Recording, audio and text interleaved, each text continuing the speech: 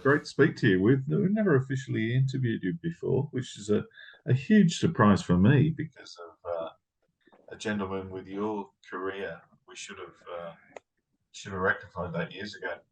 I was just Oh, looking through the photos the last time I saw you with the Black Star Riders on the Monsters of Rock cruise a few years ago. oh Um, yeah. 15, which, right? 2015. yeah, 2015, which was pretty cool. The new album's sounding absolutely fantastic. The fifth album, The Curse of the Fifth Album. Yeah. Well, I don't know if it's a curse. I mean, we're just doing rock and roll, man. We're not looking too deep into it. Yeah, no, it sounds great. I mean, the Thank interesting you. thing about Black Star Riders for us is all of the previous four are featured in the top four of our albums of the year. So, and the last record was number one. So Oh, awesome. Yay. this one's looking pretty cool at the moment. Um, Cool. Now that I finally got you, I actually wanted to like go back, if you like, in your career, mainly because I was talking to Stevie Rochelle the other day. He was over in Australia playing Glamfest, and Oh, cool. I remembered that you had that connection with Tuff, where you played on in the studio on a couple of their albums. Was that the sort of like your first studio experience? Or had you been in the Um, studio before those records? yeah, I mean, I've done a lot of well, growing up in Los Angeles, I've known the tough guys forever because I used to work for Poison when I was 15, Oh, and we yeah, I was Bobby's bass tech like from 1984 to like 1987, and we would always go to Arizona on the weekends, do weekend shows before the Cat Dragged In album came in '85, and Tough used to open for Poison, and it was Todd and George and a different singer and a different. It was Jimmy Gillette. Remember yeah, Jim yeah, Gillette? yeah. And a different drummer.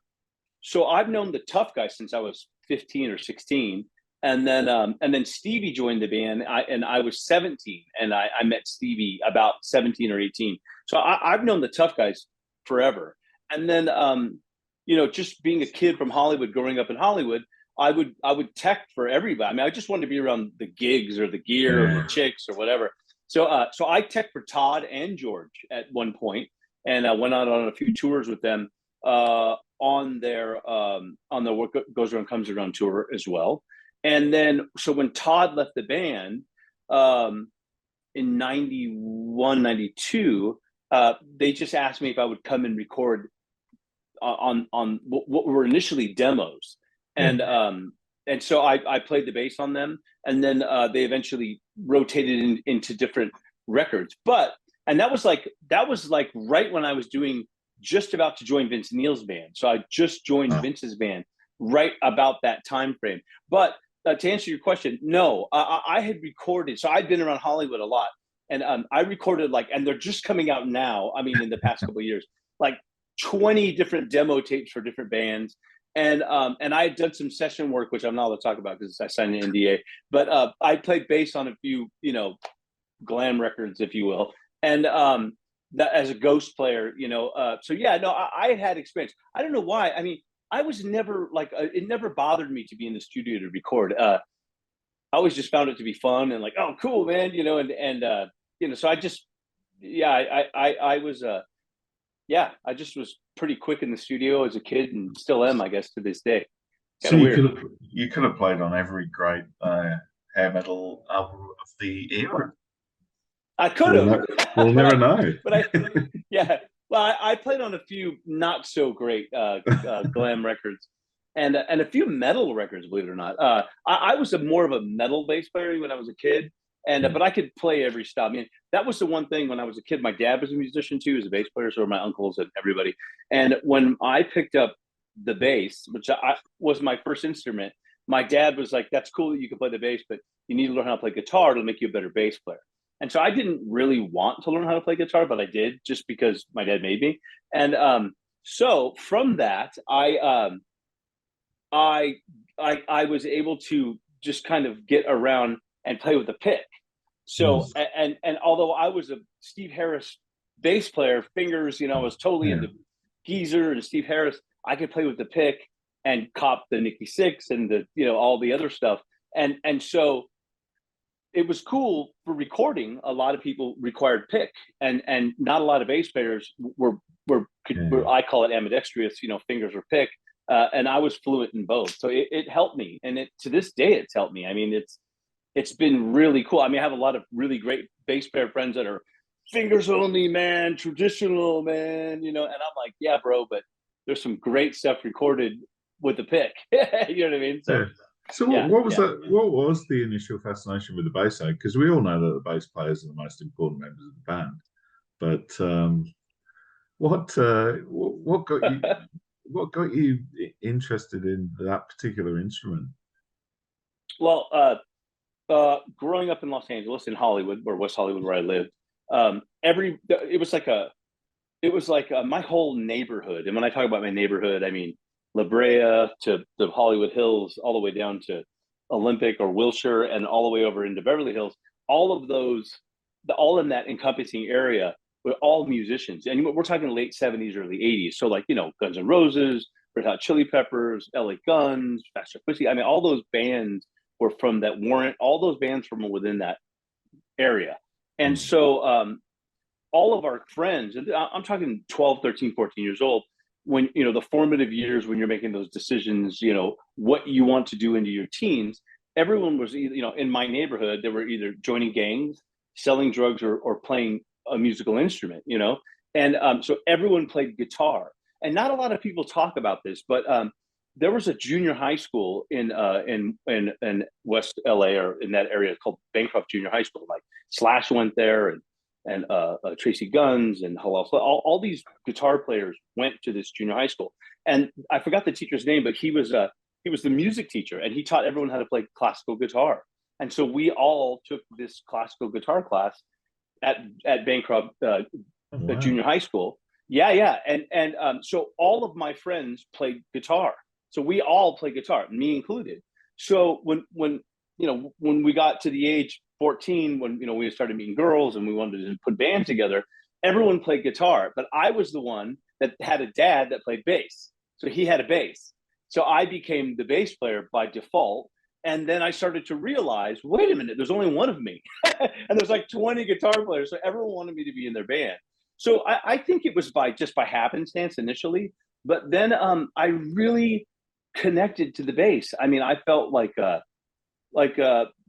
just felt it was unique in my neighborhood. And that's kind of how I got into it. And I was really into Maiden and into Sabbath and all those bands, and Zeppelin. And you listen to those bands, and they're pretty bass driven bands. And so I just loved it. I thought it was the cooler of the instruments. And that's really how I fell into it. I still have my first bass right there. Oh, wow. On the wall. Cool. Yeah. My black Fender bass that I play on that's on every record I've ever done, that bass. That's incredible. Yeah. I mean, I love the bass myself. I'm a sort of like a bit of a failed bass player, but I mean, me too. Came from a different area, I guess. I just grew up listening to Motown and stuff like that, and to me, that was the music that sort of like the bass drove. James Jameson, absolutely fantastic. Amazing. One of my favorite bassists. So before we come to Black Star Riders, which I really want to talk about the new album, because I think it's one of the best. Thank you. 5 fantastic albums, but this is right up there. And also your highest charting in the UK as well, I just saw today. But you mentioned Vince Neil before. How did he get that call up? Because that would have been a pivotal time for Vince, I guess, leaving Motley and having things to prove. Did you know Vince before? Did I? Well, I kind of growing up in Hollywood, we always considered Motley Crue to be one of our hometown bands, because they're from Hollywood. I mean, they cut their teeth in Hollywood, the Hollywood clubs. We would go see them. I was a lot younger, but 12, 13, 14 years old, we were all riding our skateboards up and down the strip. So we would see them all the time. So yeah, I mean, I knew who Vince was, obviously, and I was a massive fan, and I still am.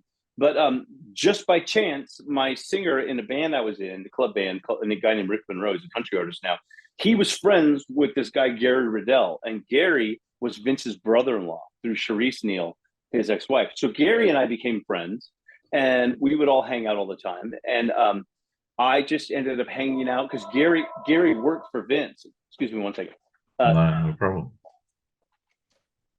Yeah, Gary worked for Vince. He was Vince's assistant, and so Gary would, and he lived with Vince and Charisse at their house up here, and so he would always invite me over to their house, and I felt completely weird. This is like Dr. Feelgood era, you know what I mean? And you know what I mean? Massive fan, and I would be like at the pool, you know, with a beer in my hand, and Vince would come walking in, and he would just kind of look at me like, "Who the hell is that guy?" And I would be like, "Oh shit, there's Vince." You know what I mean? You know, and he was always very nice to me, but very quiet. And I went like, and this was right when he started racing cars and stuff. He was doing like Indy light racing. So I went to a couple of races with Gary and them, and on Vince would have a tour bus, and his whole family would be on this tour bus with this, and we would go to the race, and Vince would race. So I went on a couple of those trips with Gary, and Vince was nice to me, but he wasn't like he wasn't like bro or anything. He was very quiet, just kind of, he was doing his thing. Vince Neil from Motley Crue, you know what I mean? He's in the biggest band in the world at the time. And so when he left Motley Crue and he recorded a song, "You're Invited But Your Friend Can't Come," with the guys from Damn Yankees for a movie that Pauly Shore was in, he had shot a video, and Gary called me that day of the video shoot and said, "Hey, Vince wants you to be in this video." And I was like, "Wow, really? Okay, cool." Like, I didn't know, like I've said this before, I didn't know he wanted me to be in the band on the stage. I thought he wanted me to be like in the crowd. Like, they needed a bunch of people in the crowd. So I just drove down to the location, and Vince was like really cool and was like, "Hey, is that your guitar?" And I was like, "No, I play bass." And he's like, "Oh, you don't have a guitar?" And I said, "No, I have a bass." And he's like, because I thought I didn't know he thought I was a guitar player. They all thought I was a guitar player. I don't think they really asked. I think Gary was like, "Yeah, I think he plays guitar," but I actually played bass.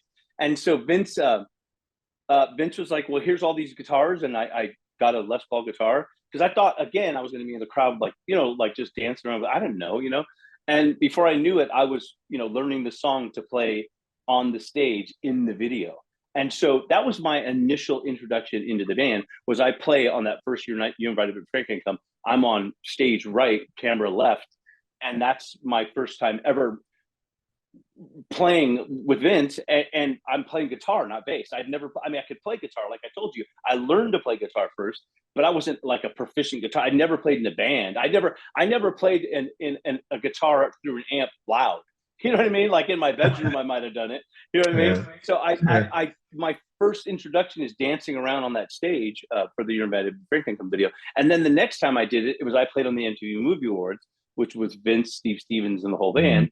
And that's how I got into the band. And Vince was fantastic to me, you know. And so we did that first Exposed record. I didn't play on because I was a guitar player initially, and we had Phil Soussan playing bass from Ozzy, and then the band parted ways with Phil, and Steve re-recorded all the bass, and then I played on a couple of songs on bass on the record at the end. And that's really how it all started for me with Vince. And it was really like the first time I had ever played in a professional situation. I mean, although I did play with the Lynch Mob guys a little bit when I was 19, but I just wasn't good enough yet at the time. And so I didn't get that gig, but that gig helped me really kind of focus my energy on playing and getting better. So when that opportunity came about, I was ready. I was like, I'm not losing this one. I play guitar. And you got to play obviously with Lynch Mob later on, and also the band that I guess that sort of really sparked my attention for like American rock from your part of the world, even though obviously Stephen was from San Diego down there. Ratt, the first time I saw you on stage, you were playing with Ratt, which I think was I'm pretty sure was Rocklahoma, the first show. Oh, we played Rocklahoma like 4 or 5 times. I joined out of Vince's band. So what Vince was like 92 to 96, and then I joined Ratt just right after that, 4 months after, and I was in Ratt for almost 16 years, which is a long time. Yeah. That was a fantastic situation. I mean, I always thank Vince for kind of like, you know, giving me that opportunity, but the Ratt situation really allowed me to, like, I grew up a lot in that situation. They were all married and mellow, and a little bit more mellow. And so, but with Vince, it was like, and it's I'm not. I mean, you've read the dirt. I mean, people go, oh, come on, the dirt's. I'm like, no, bro. I worked with Vince. If I could imagine the four of them together. I couldn't imagine, I should say. I know what my experiences were with just Vince. It was like, wow, it was amazing. I mean, he was crazy. It was crazy. And then so when I joined with Rat, it was like coming in for a landing.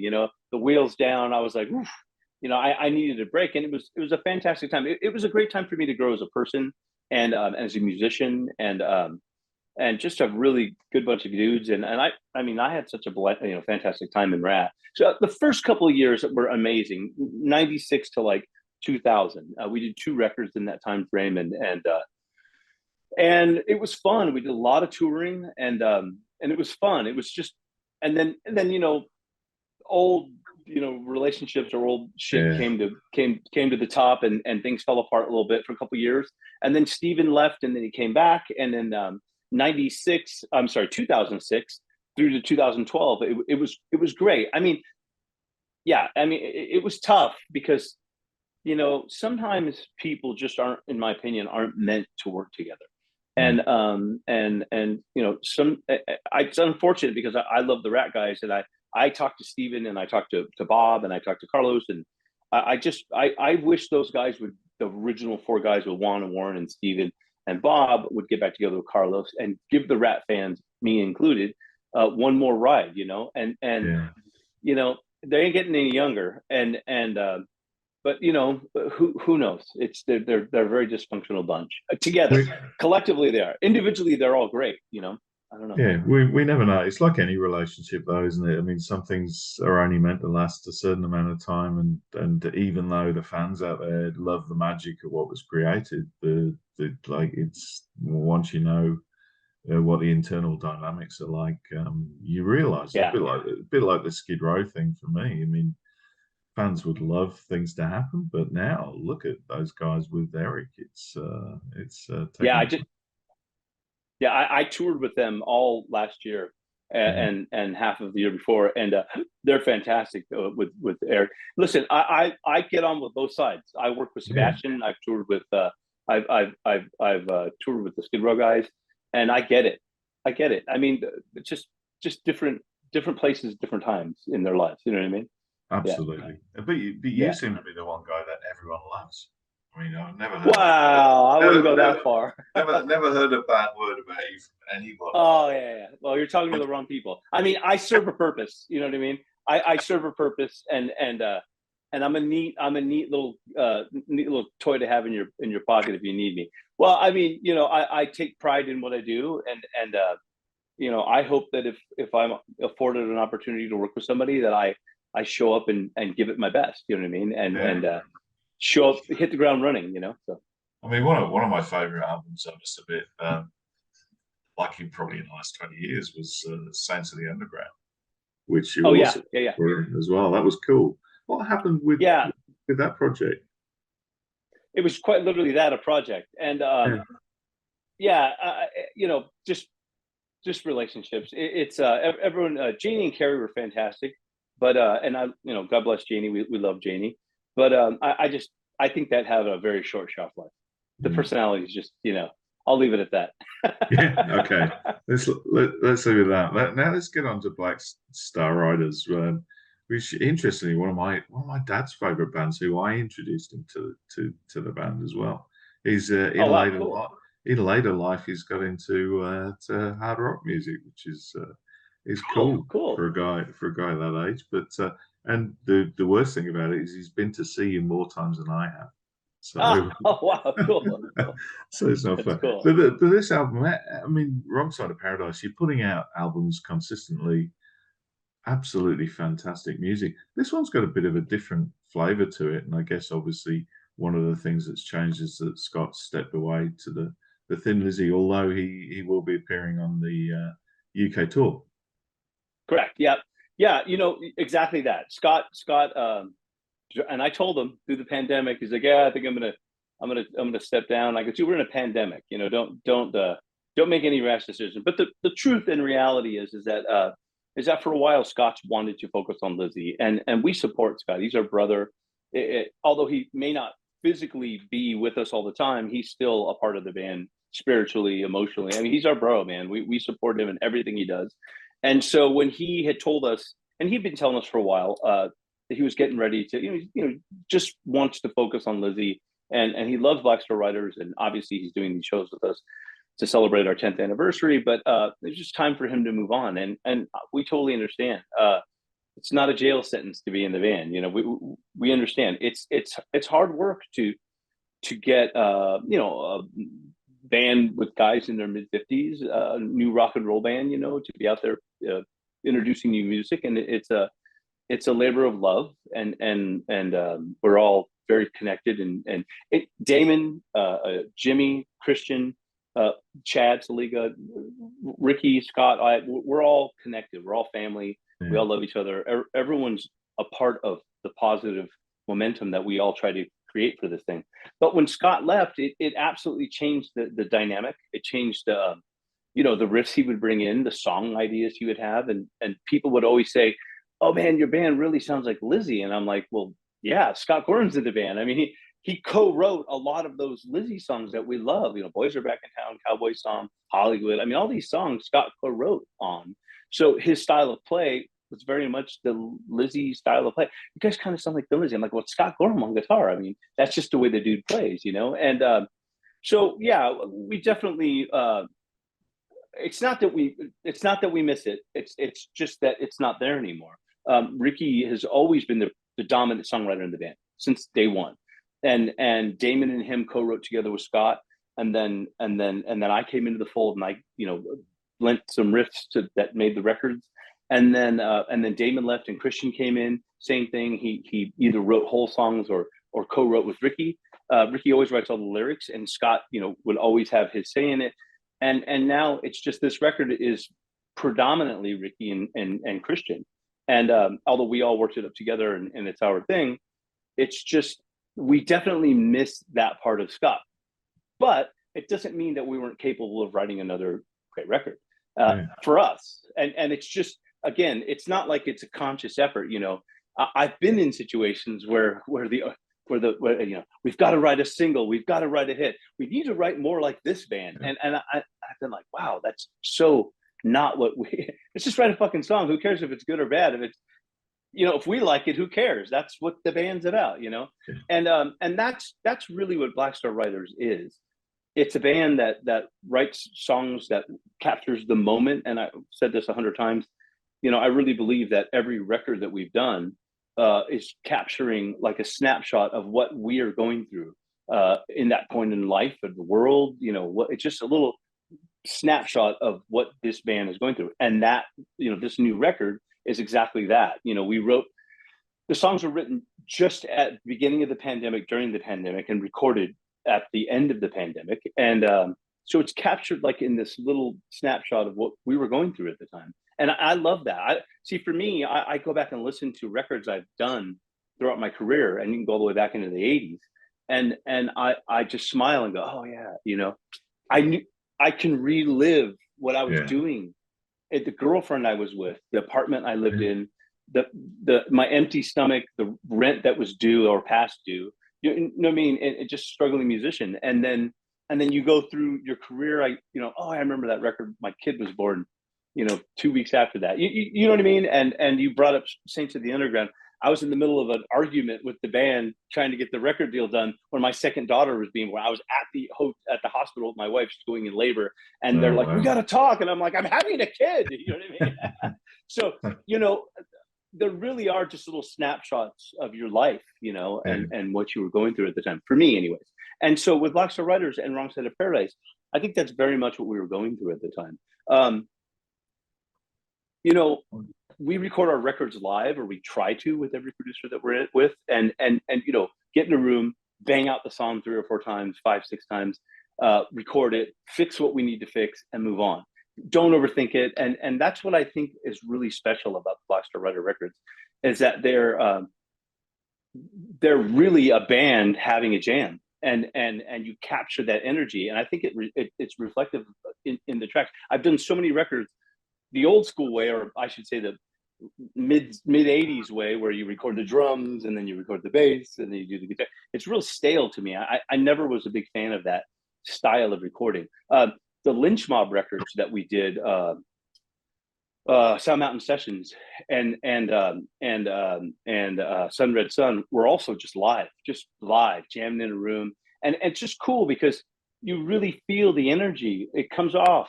To me, it does anyways. And again, little snapshots where you're like, in the room making fun of each other, and you capture a take and you're like, cool, let's fix that a little bit and then we'll move on. So yeah, I think that I just love to do the work. Ricky and I are hard workers. We both share that very much. Although we come from completely different sides of the world, we both share. We have that common thread that we're hard workers, and we love a challenge. And if somebody says, "Oh, now what are you going to do?" It's almost like we just don't even say anything to each other. We just like look at each other and like, okay, and we just do it. I mean, it doesn't. We just love the challenge, and we're so, for us, it's like some people have said to us like, wow, like you guys went through so much in that time frame, and now you have this record. Like, did you ever have any doubts? I'm like, no, never. Like, we never had a doubt. Ricky and I, we were like, we're going to make a record. Does it matter who does it with us? We're making a record. We're making a Blackstar Writer record. It's going to be great. And we're lucky that Jay Rustin was with us again on our. This is our fourth record with Jay. Two of them, the last two he's produced, and then the two prior to he mixed with Nick Rastalenix producing. And we love working with Jay. Jay's fantastic. He's family to us, and he really gives us the room to grow.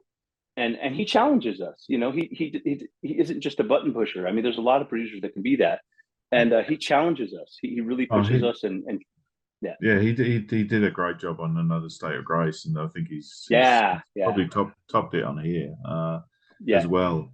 But I mean, all people need to do is just play track one, and they know they're in safe hands, because it's a wonderful way to start the album, Wrong Side of Paradise. But I do have some favourites on there.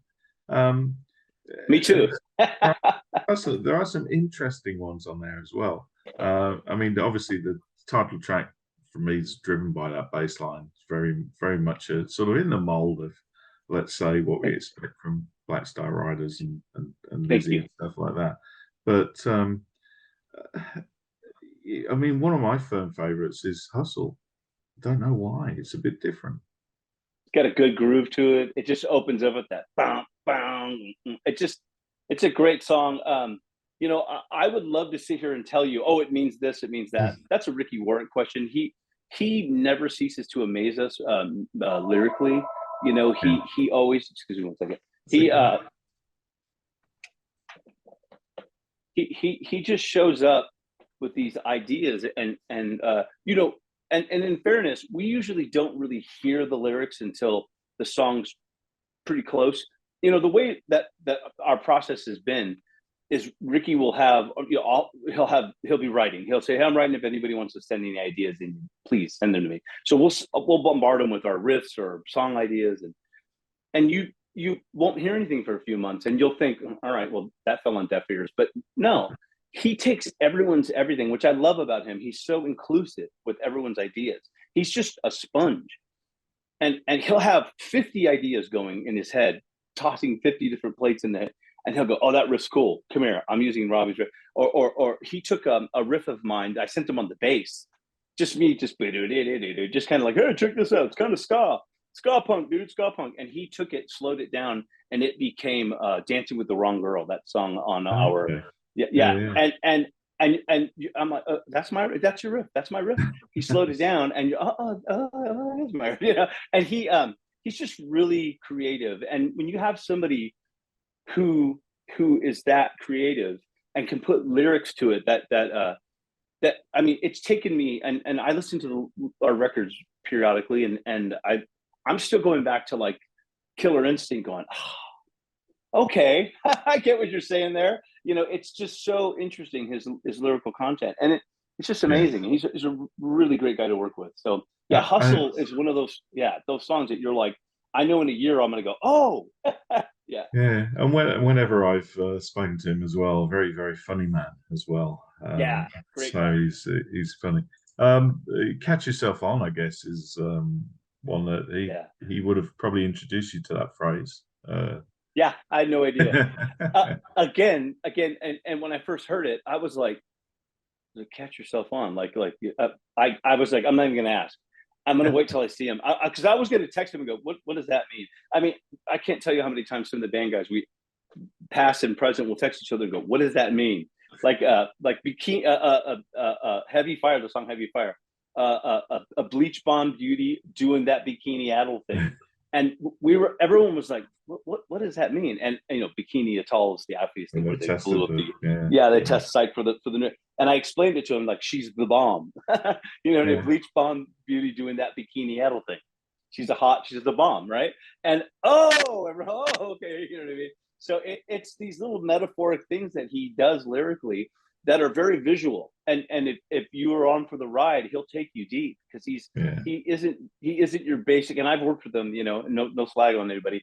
Hey baby, you look real good. Come on over tonight. And you know, he's not that guy. And so yeah, so catch yourself on that phrase when he explained it to me. I was like, wow, that's so cool. I mean, you know, that song to me is that's one of my top two, maybe three songs on the record. Hustle's one of my favorites. Catch Stuff's on one of my favorites. You know, they're all my favorites. And you've got the Osmonds' immortal classic "Crazy Horses" as well, which I love that version. That's great. Yeah.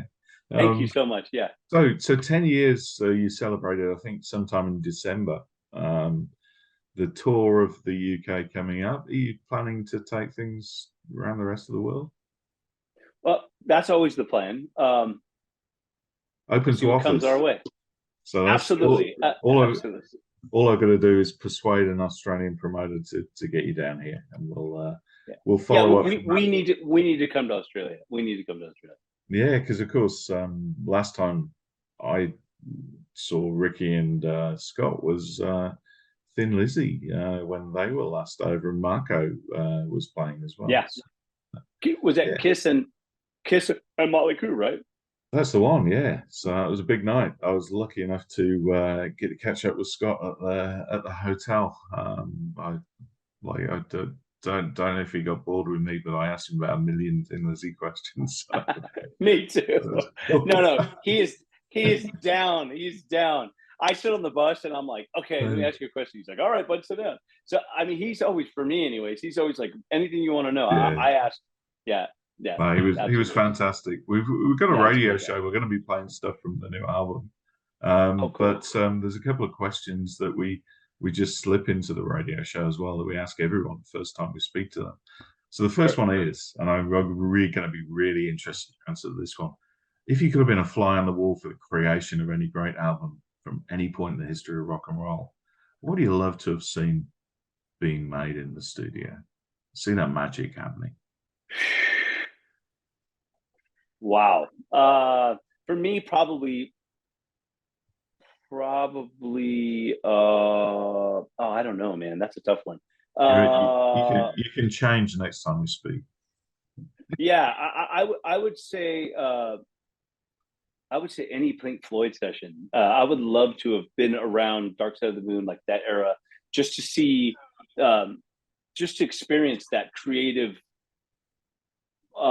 drive between Gilmore and Roger Waters. I mean, I'm a massive Pink Floyd fan, and I'm a huge Roger Waters fan. Although I love David Gilmour and I love Sid Barrett, but for me, Floyd as a kid, I used to fall asleep to it every night and just dream. Yeah, yeah. And that is also one of the big reasons why I bought a black Fender precision bass with a maple neck, is because I was a massive Roger Waters fan as a kid. And not a lot of people know that, but I love Roger Waters. So yeah, yeah, Pink Floyd, any Pink Floyd session. It's interesting, isn't it? Because especially Dark Side of the Moon, like for such a huge album, it's not particularly well documented, those sessions. No, And I think they took their time. There would have been a good few hours spent um, getting things right, and maybe some people not at their best sometimes when when they Correct, arrived at the correct. studio. Yeah, correct. And for me, I think Dark Side at that era, maybe just to her, is when I guess the dynamic between the band and Roger Waters really started to turn to where it was more of a, not a dictatorship, but more of a, I'm a solo artist, or I'm an artist and you're the band. And which to me was wrong. They were a band. And I think Roger probably today or later on probably realized, well, yeah, I may be handled that wrong. Because, other than that one time when they had the reunion, they never played together again. And that's sad to me. Exactly. Yeah, and And that's sad to me. Yeah. we'll leave you with a really easy one before we get you to introduce a song for us. What is the meaning of life? The meaning of life? For me, or is it in general? Well, I ask everyone this question, so I've asked Scott, I've asked Ricky, so let's find out. Yeah, the meaning of life for me is to be happy and to make the others around you happy, and just to enjoy the journey that you're on. I try not to look. I say this to everybody, my kids, everybody. Try not to look too far down the hallway. You know what I mean? And it'll freak you out. And try not to get distracted by the all the scenery. Just enjoy the journey and the view. And for me, I've been really poor, and I've been here, never up here, but here. And for me, I feel very blessed and thankful. So for me, it's just enjoy the journey, and don't get distracted by all the scenery and the minutia. Yeah. I think that's a great answer. There'll be a book in that from me one day. Cool. I think we're about 2,000 answers to that question now, so that's cool. We'll put them all together one day, and they're all different. It's different for everyone, different for everyone at different times in their life.